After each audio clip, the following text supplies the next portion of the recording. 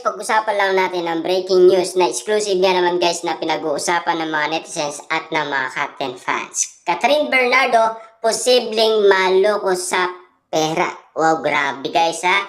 Ang pinag-uusapan ngayon na baka daw maloko si Catherine Bernardo sa pera. Totoo kaya yan guys, di ba?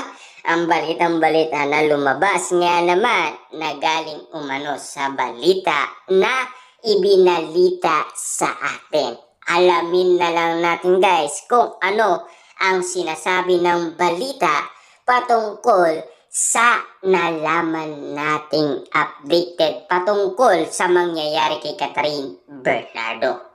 Pinag-iingat sa scammer, cheating at veteran ngayon, year at the snake ang actress na si Catherine Bernardo.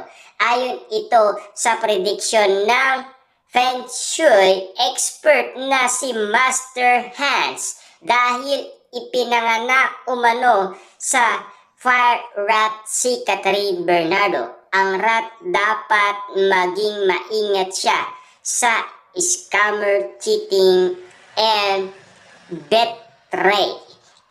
Ani Chu sa ibinahaging video ng isang news website, the fire element is money.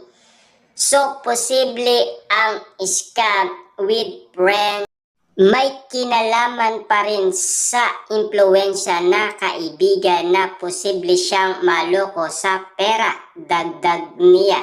Sabi pa ni Chua, may kailangan ngayon.